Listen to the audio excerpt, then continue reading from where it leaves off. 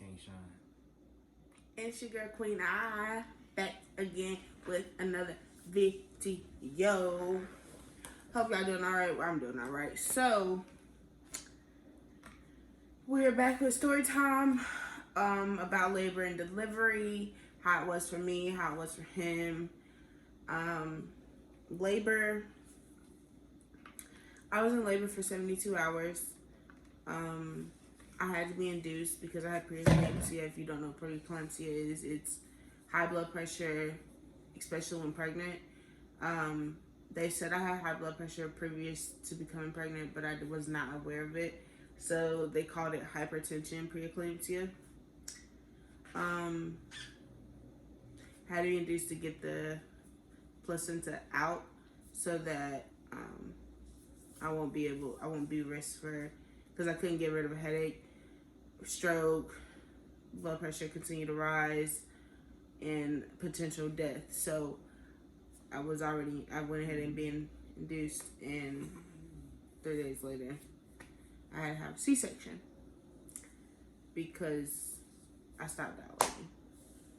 I got to 5 centimeters and that was all she wrote.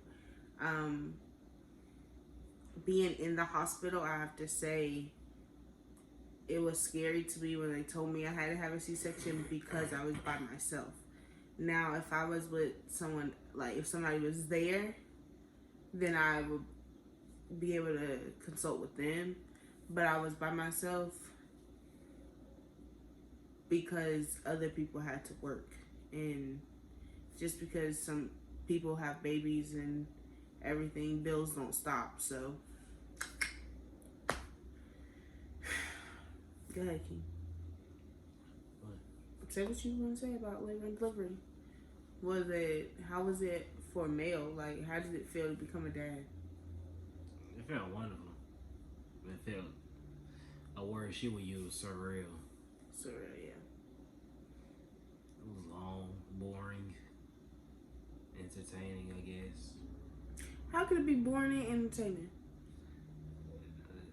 Because it was a long time in the hospital. And you know I don't like hospitals. Yeah, King doesn't do hospitals. That's another reason why I was alone a lot of the time.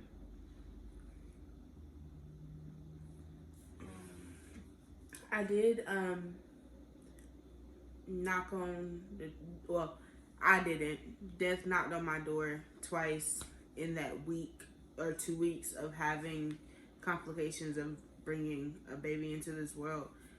C-section night, the day of my daughter's birthday, I lost more blood than I was supposed to. I was gonna have a transfusion, but my body kicked in and I started making more.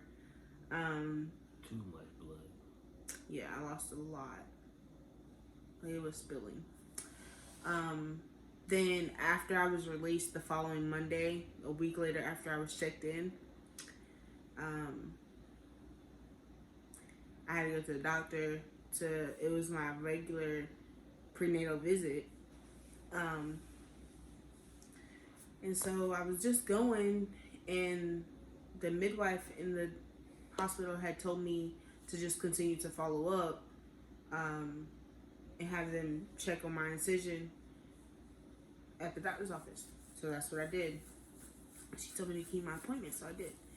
And so when I did, after I had the baby, I was in the car changing her diaper shortly after, like 2 days or 3 days after. And I think it was 2 days. Yeah, it was the day after. I came home. Yeah. The next day I came home and I was changing her in the car and I popped. Like I felt something pop and I screamed and I was in tears. King was busy. Yeah, you can tell him what you were doing. What was I doing? In Concord. Doing what? Courthouse. Were you with me? I was in the car. Remember your mom came. That's how oh, yeah. I had to go to the courthouse to pay a small fine. Don't speed. The only thing I can tell you at this moment. So don't speed, people. And she was in the car. Why? I can't remember. Oh, because I didn't want Iceland. She was a day out, for Oh. like 4 days out. Yeah, cause we had Iceland. The fresh wound. I wasn't taking her in there with all them germs. Courthouse. Not my baby. I saw a baby out there. The mama had on a fur coat and the baby had on a day onesie. I was like,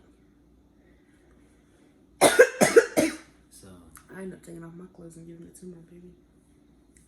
Anyway, so after that, I was leaning over to change her diaper and I popped something and King was just now coming out and he was excited to see his baby girl, but after I started yelling, I couldn't move. So he had to come and help me out of the car because it was in his mom's car.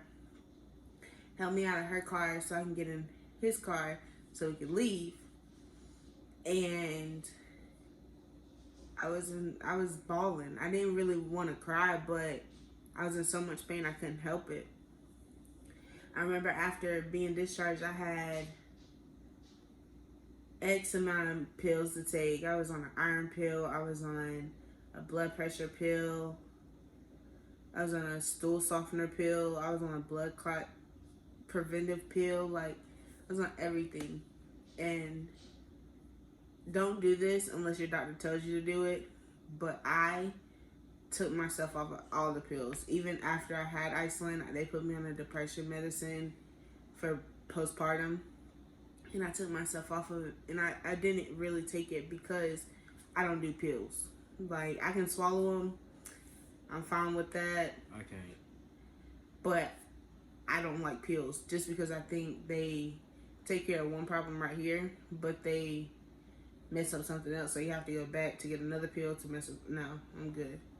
So that's just my opinion. So after that day, the day after, which is the 16th of October, was my sister's birthday. I had to go back to the doctor. And I had them check my incision, which I had a sticky bandage on, like right out of. And I tell you, that joke was so disgusting. Yeah.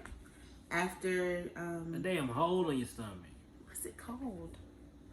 After the C-section, that sticky bandage they had. I still cesarean.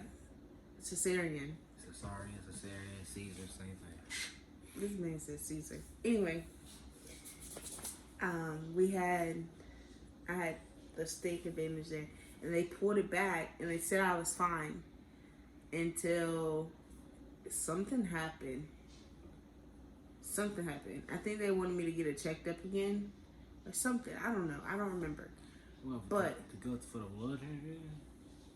No, for what I had to go back for, to Dr. Sobel. But after during that visit, I had a headache, but I felt fine. Like, I was happy, go lucky, no arguments, no irritation, no attitude, no nothing.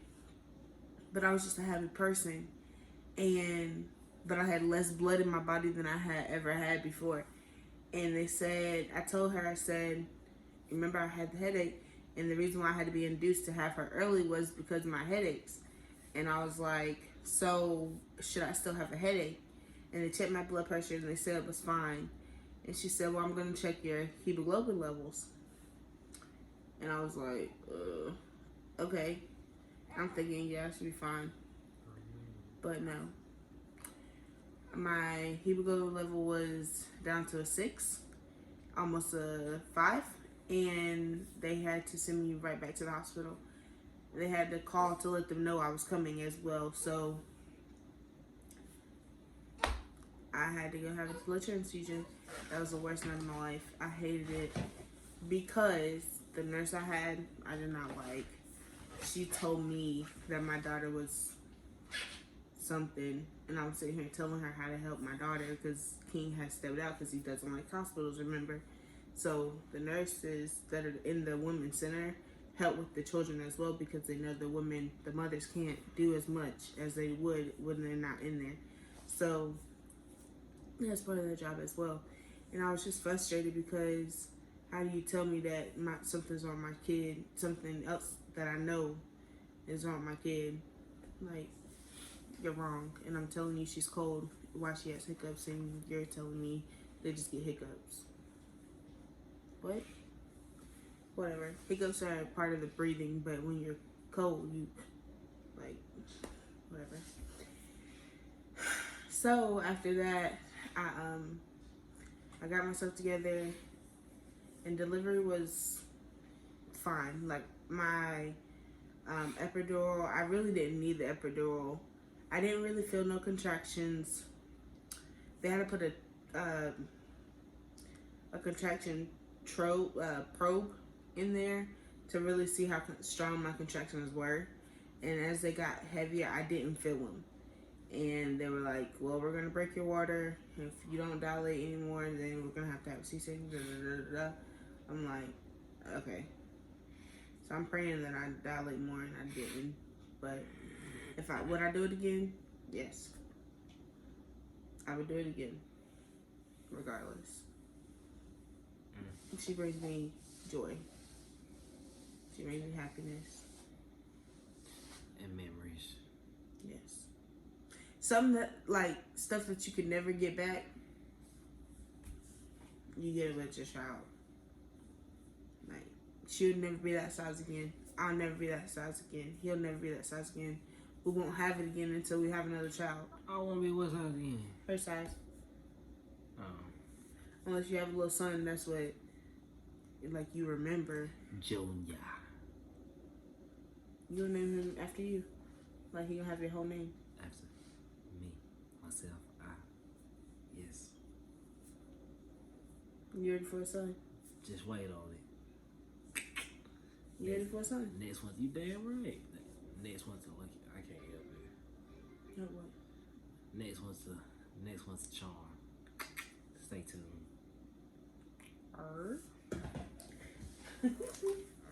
But Gatorade, go ahead and endorse me too. You know, I escort y'all a long way, and Tostino's Pizza Rolls. So yeah, that was story time with labor and delivery. We'll probably do this in part 2. So bye bye. Oh yeah, Shine Family out.